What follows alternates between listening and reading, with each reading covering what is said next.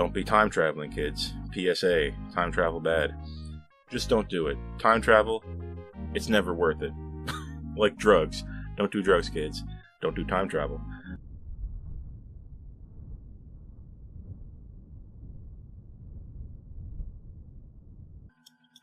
Sir, there's something approaching. What is that thing? We're rapidly aging.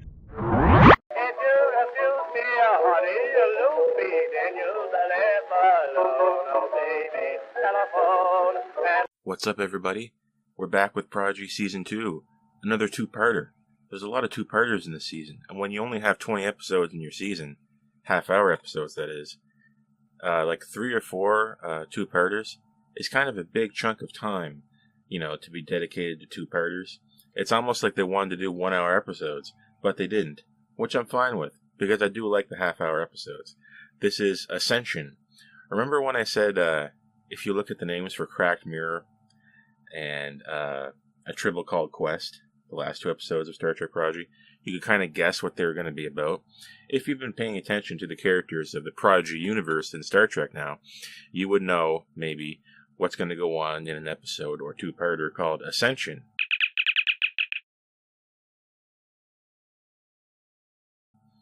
Ascension. Asencia. That's right, I almost forgot. Remember the beginning of this season, and indeed Season 1? There was that villainous character that we forgot to deal with, Asencia. That's right. There's a Val-Nakat villain taking over Solum. It feels like it's been forever since we've been on Solum. But we're back with Asencia. And this is delivering a standard, what I call battle episode. If you know Star Trek, you're probably going to know a lot of these. And usually they're pretty good. But sometimes, especially recently, they've been kind of bad.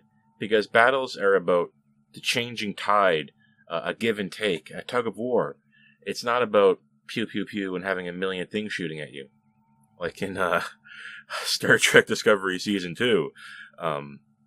This is Star Trek Prodigy. For my money, much better. And this is a much better battle episode. In that we need to take down the big bad ship in control with a Dreadnought unit. We know now there's like no real one Dreadnought. I do love Dreadnought, but this is a Dreadnought controlling locally, I believe, this new Val-Nakat vessel. And Asencia is in command, and we need to defeat Asencia in this two-parter, Ascension. Imagine that, it's called Ascension. So what's going on in this episode? Well, things seem happy-go-lucky, and the Prodigy crew, that's, you know, do I need to tell you, Dal and co., the Protostar, the Voyager, Oliver Chakotay as well, let's not forget, are one big happy family again. We're together. And this episode is about family. They say it multiple times. They say it at the beginning. They say it at the end. Remember in the last flight of the Protostar, Chakotay said something like, the Federation is my home and Starfleet is my family. We're reiterating it on that. Thematically, I know I'm getting ahead of myself here. What kind of theme is family, really? Here you go. Here's your hot dog with ketchup on it.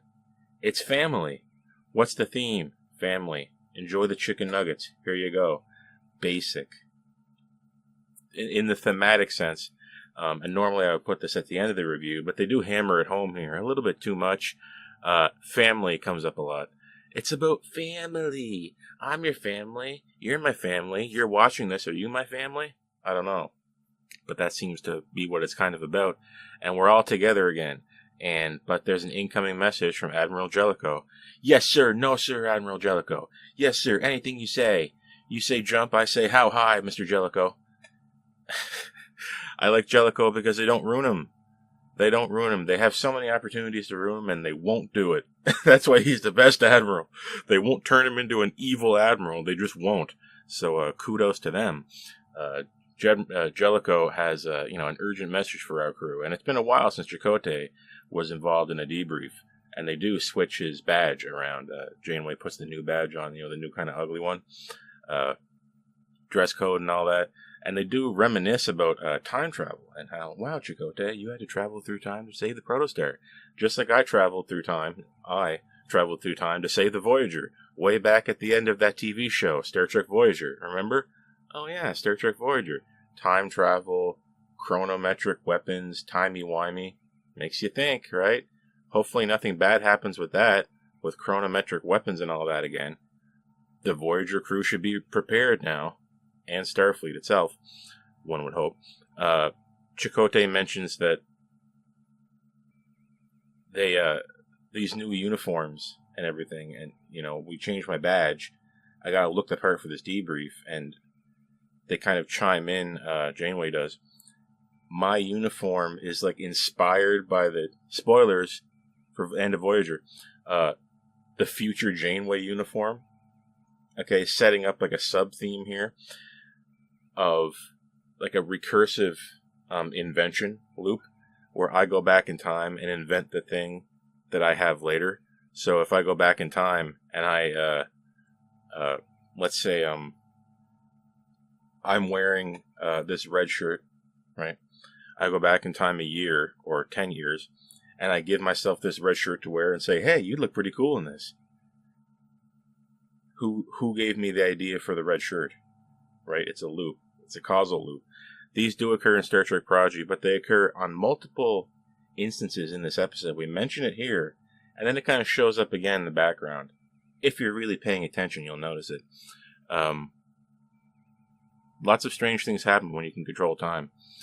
We do our debrief with Admiral Jellicoe, and for once, it feels like ever in Star Trek, for once, the Admiral is sending a clear message. Don't worry about this. The Protostar mission, we're taking over.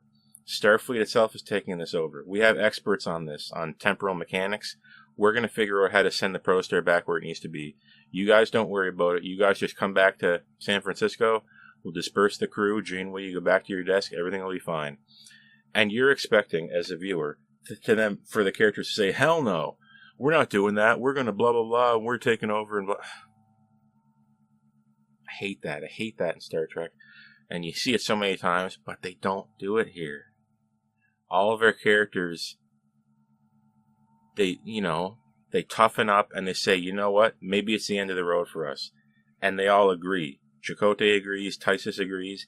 Even our characters agree. Even Dal's kind of on board with it. Listen, this is the end of our rope. We did good.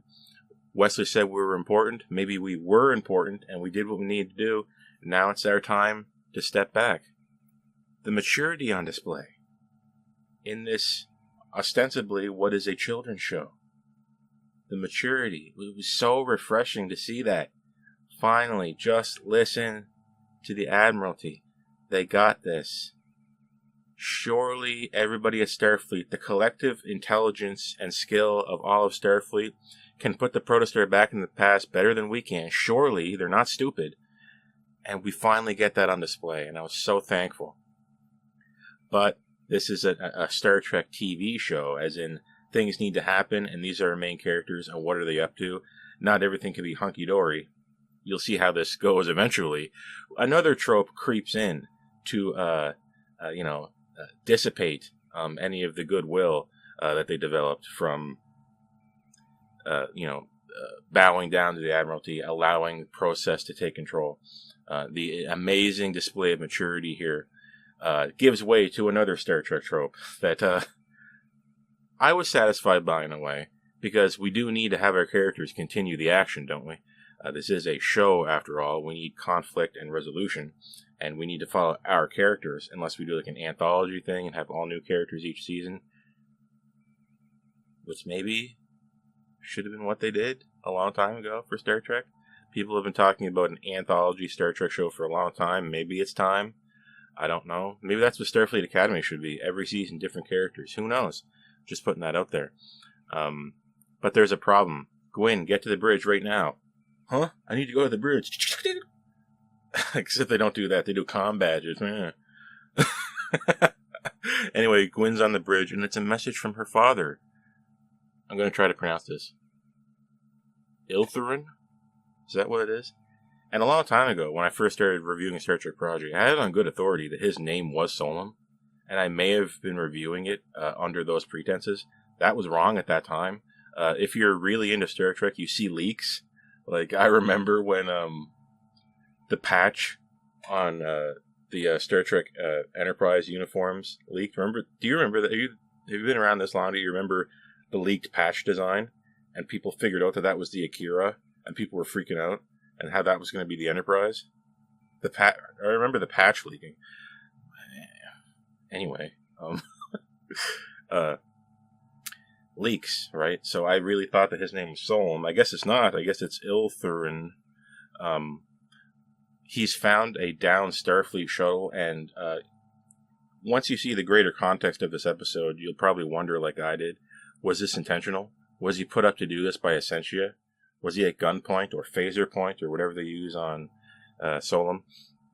Because what happens is when they talk to Ilthurin through the communicator of this down shuttle, Asencia gets their location. Bing! You light up like a Christmas tree in space, and that's what they say. Astronomers and all that. It's hard to hide in space. You turn on anything electrical, you're going up like, quote, a Christmas tree, unquote. And they do. And the new ship appears, the new villain ship. And I was so close to out at this point. I know it's in keeping with what we saw from Season 1 with the Rev 1, or Rev 12 back then. This is the Rev 1. Causal loops, am I right? Asencia builds the Rev 1 and takes over Solom using time technology. Where did she get technology like this? Well, she either brought it with her from the future, 1. Number 2, she got it from Future Man. Or number 3, spoilers. Which one is it? She is doing things, and they do take the time to show you this visually, and I'm very impressed with that. Usually they would just say it and leave it out and hope that you understand it.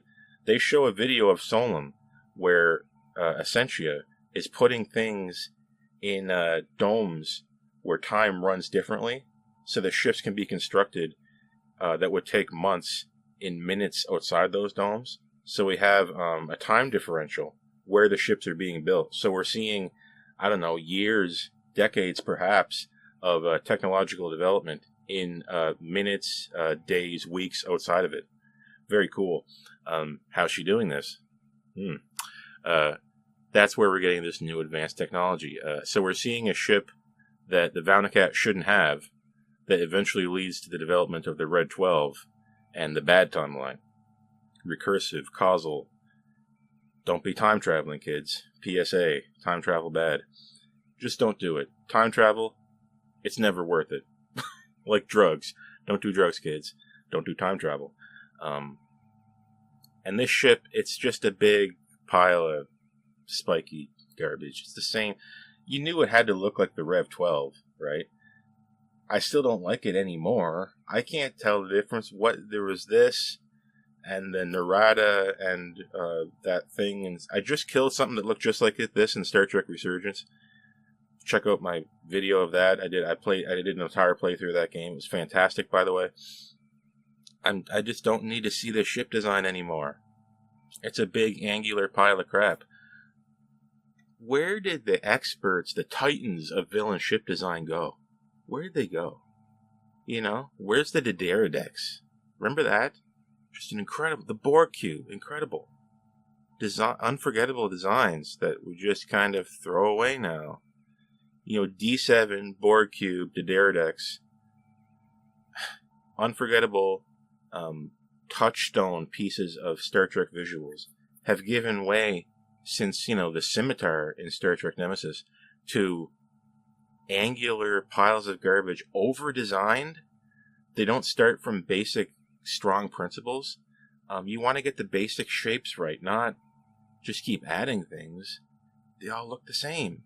And the Rev 1 is sadly disappointing. Maybe it was time for something different, but the Rev 1 is just, I don't know, a bunch of angular nonsense. And here it comes, and it comes out of the deep, dark depths of the jungle primeval of outer space to destroy the Voyager and the Protostar, and there's where your battle episode begins. I can't say the episode was ugly. If you like starships, like I do, for the first time, you're seeing the Voyager A kind of look cool. I don't know if it's the lighting, but it looked pretty cool here. As did the Protostar, but the Protostar usually looks cool no matter what. It's smoking, that thing. It's, old and busted, new hotness. But where's the impulse drives?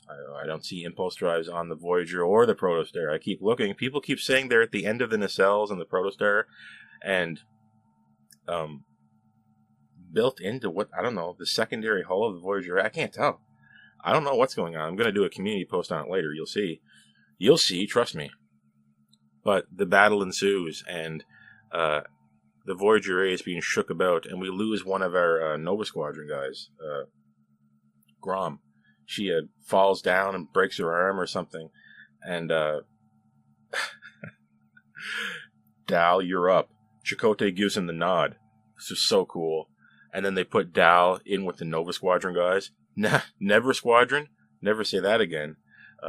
Dal is now with maj'el and that other guy, who I don't know what his name is. And they do show them training in the simulator beforehand. In a very cool shot. They show the simulator from our point of view, and then they show Dal walking in as if he's on the ceiling, and we realize that up and down doesn't really mean anything when you're in a holodeck sequence. Duh. It's such a cool visual, and here we are seeing it here in Prodigy. So we did set this up. We did see Dal and crew playing around the holodeck with the Starfleet Academy training pilot program, doing like a starburst type thing, like a Nova Squadron type, like a supernova thing where you ignite your exhaust. You know what that is. You've seen last season of Lower Decks. You know how it can go wrong. I don't need to get into that. But the setup and the payoff is present in this two-parter, I will say, and that's very important. And we also seen Dal racing around before. Remember where we went to that racing planet with that one Kazon guy? So we've seen him do this. We know it's possible. And he likes to go fast. He likes to go freaking fast. Hey. And that's what Chakotay says. He likes to go fast. So they took Dal. So now we've got our teams are like separated. We got two ships. How are we going to use the Protostar to help us? Chakotay says he'll take the Protostar. And there's that moment of Chakotay and Janeway coming together. And then you have to say goodbye again. You know? I just found you again, but please be careful. There it is. And we've seen that a number of times in Prodigy so far. Chakotay and Janeway, they just keep getting lost. How about no more Delta Quadrant stuff? How about no more weird experimental ships, okay? For a few years. Can we do that? If we do get lost again, hopefully we get lost together. Better to be lost together than to be lost apart, I should say. So our crew, that's our Prodigy characters, everyone save for Dal and Chakotay are on the Protostar. Catherine Janeway, Tysus, Nuum, these characters are on the Voyager A. And Dal, maj'el, and that other guy are in the Flyers, the Starfleet Academy training squadron flyer things. What is the exact name? I'm not sure. Designed by Lieutenant Paris himself. And these look fantastic visually. Believe me, I know. I know what to look for when a model is bad. They pulled out all the stops for these models. I'm not sure why, but they look fantastic. The surface details. It's got dirt. It's got scratches. They're beautiful. The attention to detail is unbelievable on these craft. The previous Starfleet Academy kind of pilot training craft that we've seen on screen before in Star Trek were stupendously ugly. These are absolutely gorgeous. But I don't know, the shape, the way they move, it doesn't suggest Starfleet to me. I'm getting a little bit of La Serena from Picard. I don't know, maybe you feel different. Again, the work put forward, the 3D work is top notch on these. The design, though, I don't really love it, but I like it. I'll take it over the really, really ugly old ones. I'll say that. Just give me something that screams a little bit more Starfleet to me. I don't know. Make them kind of like duck egg green and off blue. Make them look like some kind of medical instrument. You know, like how Star Trek ships are supposed to look. Star Trek ships in Star Trek, and Starfleet specifically, the ships they make and in the Federation, they're not a classic car. They're not a hot rod. When you design the Titan A and it looks like the Constitution class, what you're designing is a classic car. That's not right. If I break my arm and the ambulance is coming, I don't want it to look like an ambulance from 1930. I want it to look like a futuristic ambulance that floats on the ground with anti-gravity. That's a Starfleet ship. A Starfleet ship is an ambulance, not a classic car. They should know this. They should know this. You want to be rescued by the advanced-looking ship, not the one that looks like it just has the Constitution class saucer. Here I go on a tirade about Picard Season 3 and the design of the Titan A. It's a tangent. It doesn't matter. This is Prodigy. These Academy training craft, overall, I'm going plus on them. I know what to look for when something's ugly, and I've seen some ugly shuttles in Prodigy so far. Ugly as in they didn't do a good job in the modeling department. I'll say that. We have the Rev 1 versus Academy craft, Voyager A, Protostar, but the Rev 1 has an energy siphoning beam. This red beam comes out of it and basically disables your ship by siphoning its power. It does this first to the Voyager A. And what are we going to do? Well, the Academy craft can distract the Rev 1. The Protostar can do some kind of a very cool bifurcation of the tractor beam at Jankom-Pog's request, which I always said should have been done. I was always saying in my mind, why don't we just, instead of having the tractor beam being a concentrated beam, why don't we just do a wide array so we can kind of slow down a whole group of things? There's lots of times where this could have been useful. We finally do it here, and I hope it's here to stay, that kind of strategy. And we're doing that to these drones. You see the Rev 1 launches a zillion drones. Chakotay says, how many drones does that monstrosity have? And back in the day, we used to say, how many shuttles does that Voyager have? Really makes one think. It really gets the noggin jogging, doesn't it? But we are not able to defeat the Rev 1. The Rev 1 shoots a thing called an incursor. It's an angular, golden kind of torpedo that lodges itself into the body of the Voyager and doesn't explode. That's more scary. When something doesn't blow up, oh, let me tell you. But because we're stupid, we send Tysus and a bunch of other characters on the Voyager A to go inspect it up front and personal, with no gear on. Whatever. Tysus, go look at that torpedo that didn't blow up. Okay, Janeway. I'll just go check out the torpedo that didn't blow up. I think really what you should do is you should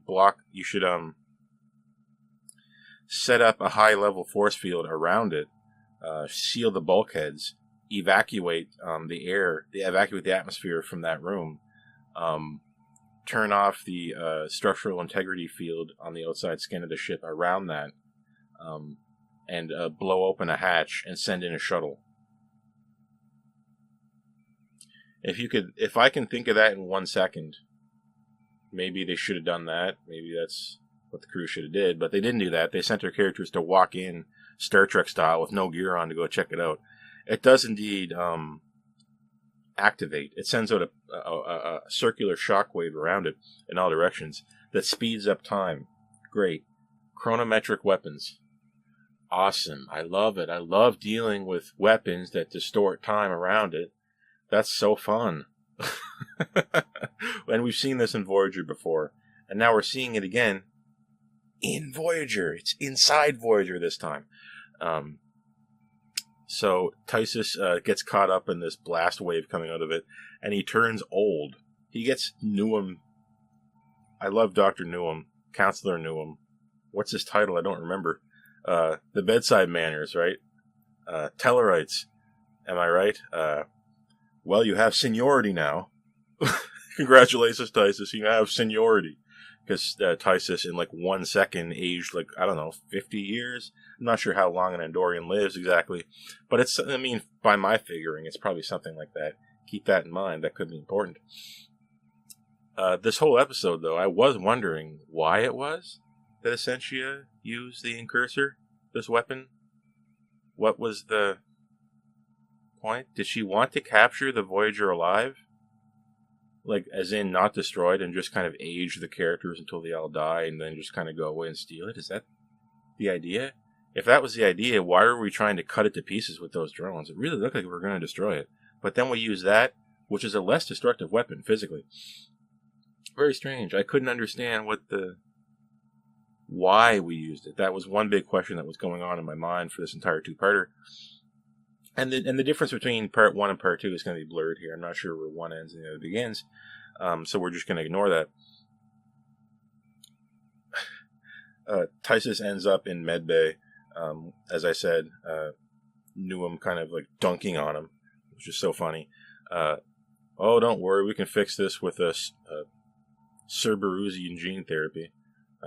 Just do that thing that they did on Alpha Centauri to make Zephyr Cochrane young again in TOS. Whatever they did, I forget. But, you know,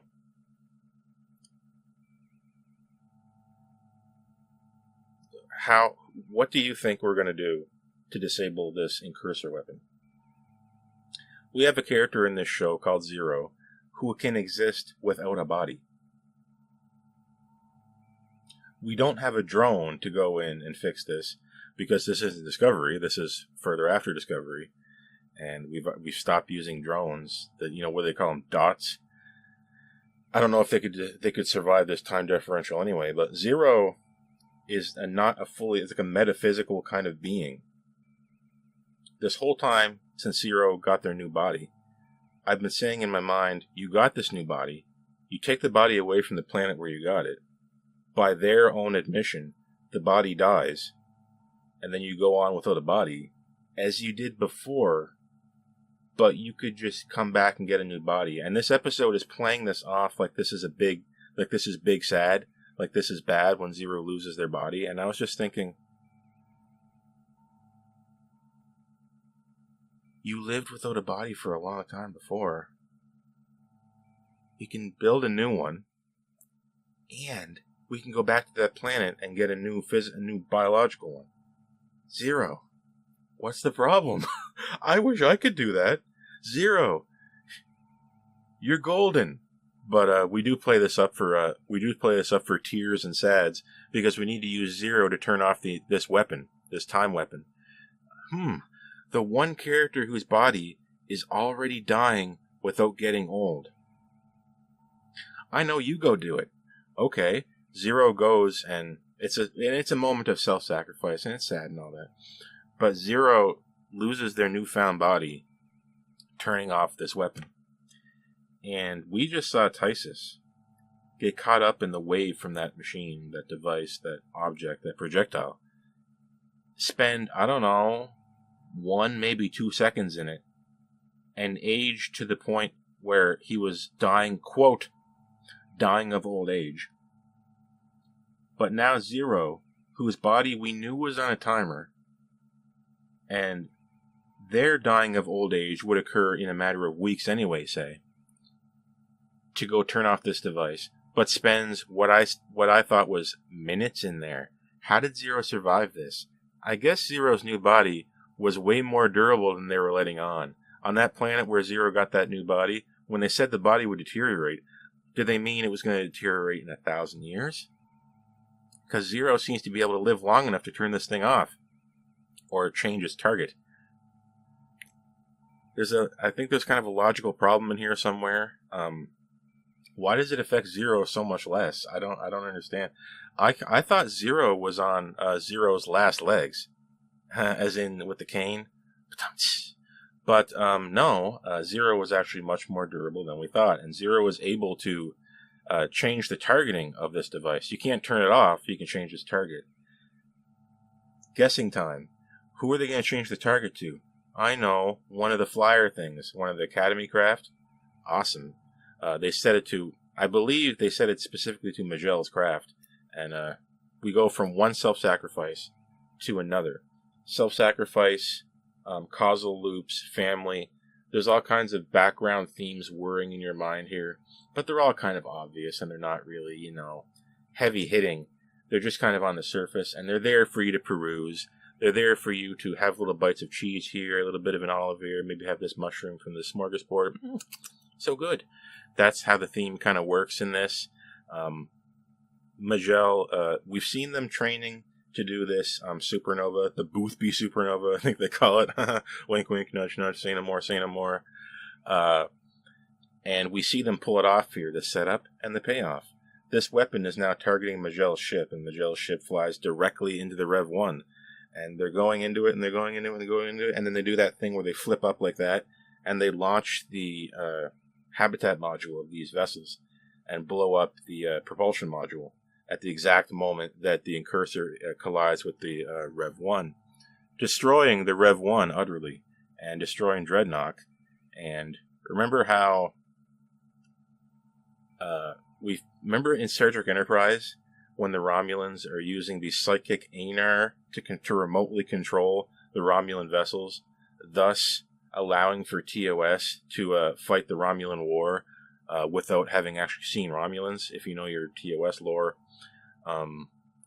We were using Wesley Crusher to kind of like control the events here, and Dreadnought was actually in the Rev 1, and Asencia was somewhere else communicating to Dreadnought. Right? It's just like it was in Star Trek Enterprise. How do we remotely control ships? We set up this kind of idea that we play this episode like Asencia is in the Rev 1, and then no, surprise, surprise, Asencia was not there. So the battle is not yet over. We won the battle, but not the war. So sadly, we destroyed Dreadnought, who was so cool, and we did see a few moments of Dreadnought being fed blue light through these tubes into his body, and then kind of operate the Rev 1. The same thing happens again with Asencia when she inherits information from Wesley. They captured Wesley, and they got him some kind of headlock. Asencia calls him a traveler, and they're weaponizing space, thought, time. This mantra that Wesley keeps repeating. If you're ever in doubt, remember your mantra. Time, space, thought. And we're using it against our heroes. And I gotta hand it to them. I never saw that coming. It's kind of different. It's kind of interesting. We're using Wesley as a weapon. We're using him as a weaponsley. So Weaponsley Crusher, just like that Anar back in Star Trek Enterprise, is shackled, and somehow Asencia has a device to read his mind. So if you have a character who can see multiple timelines, and you can read their mind, you're kind of like a sphere builder. I'm referencing a lot of different Star Trek stuff here. But the sphere builders could see multiple timelines, I believe, and they had access to predictive technology in that regard. That's why they were hard to beat. You know, the Battle of Procyon 5. Everyone knows that battle. Come on, it's first grade, guys.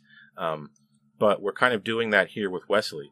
So Wesley can be weaponized by Asencia to take over Solum and destroy the Federation, which is what bad timeline Iltherin could never do. So, Season 1 defeated. Season 2 Asencia is here to finish the job. Never send Iltherin to do what Asencia should have done to begin with. And I loved Asencia in this. Asencia is just a mustache-twirling, basic villain and I don't know, it was working for me. Sometimes simplicity is better. Sometimes it's good. Just to have Asencia just be evil, just because. I don't know. Asencia came from the bad timeline version of Solum, where the Federation contact kind of did destroy Solum. So I see where she's coming from, and I know where she's going. And she's here to destroy the Federation. The living construct thing, that virus on the Protostar didn't work. Iltherin couldn't do it. Now it's her turn. And she has Weaponsley now. She can see multiple timelines. And she can control time. She has chronometric, temporal radiation style weapons. Big uh-oh. But the Voyager crew has seen it before. And they destroy the Rev 1. And they show back up in this big shuttle bay for one big congratulation amongst each other. And they all pose for a photo that nobody took. Just like at the end of Star Trek 6. And if it wasn't obvious already, Admiral Janeway hammers home what this theme is: family. No one of you was the reason why we survived. No single person. It was a lot of small acts of bravery. And indeed, that's what excellence is. Excellence is no one deed. It's doing lots of little things well. Remember that. And this is the speech that Janeway delivers to everybody. And it's a speech the audience kind of is allowed to imbibe when they're watching it. We did this as a family, but there's one more trope, like I said before, I was hinting at, that we need to wedge into the body of this episode. And that is Voyager and Protostar are the only ships in range. They're like, listen, we wanted you to come back to Earth, this debrief. We wanted you to let us handle the Protostar mission. But because of this incursion from Asencia, the Federation is requesting a presence at Solum, and no one else is here to help you. You're the closest ships there. Oh yeah. Protostar and Voyager, you're going to have to do it on your onesies. Or your twosies, because you got 2 ships. Good luck. And that's how we set up the next episode. You see, at the beginning, we kind of broke trope of Star Trek by saying, let's just agree with the Admiralty. They're right about this. Let's let them handle this mission. Let's be the bigger guys here and just say, you know what? Let's follow the rules. I commend them for that. But then there's another one that sneaks in right under your nose. You're the only ship in range. Of course we're the only ship in range. Of course. But you just know this season is going to end with a big pew-pew battle, and it's going to be 5 million ships on screen. You just know. But to me, this battle was satisfying. Every hit count. That's the difference. A battle is good when the hits count. And every hit can take the enemy from winning and you losing to you winning and the enemy losing. When you can invert the stakes by every hit, you know you got a good battle. There's a rule of thumb for you. I would have been satisfied if this was the final battle of this season. It was so, I don't want to say perfect, but par for the course, and that it hits all the big points for how to do a battle in Star Trek. It gets the big points down good. I was a little bit confused of why Asencia used that weapon, the time weapon. I'm not sure why that she used it. But it was there, and it was cool, and we saved the day, and all the payoffs had setups. Our characters all had something interesting to do. We did build a new body for Zero. Jankom Pog used the vehicle replicator bay, which we saw before in Prodigy. Set up and payoff. We're doing it. We know what it can do. We know it can build a shuttle. Can this vehicle replicator bay design a new body for Zero? Yes, it can. And we're introduced to the new Zero at the end, this time with feelers. This time, Zero's new body, which looks like the old body. One key difference. Zero can now feel things. So I guess the difficulty of designing a machine that can feel was not mechanical. It was the difficulty was in the mind. Zero's mind developed the new connections in order to feel by being in that physical body. And now we can take advantage of that in a new mechanical body. So the problem was not technological, in a sense. The Federation already knew how this is supposed to work. They just didn't know how a Medusan brain works. Where's the brain of a Medusan? I don't know. You can understand how confusing that would be. And you can understand now why we just figured it out. For the reasons I just explained.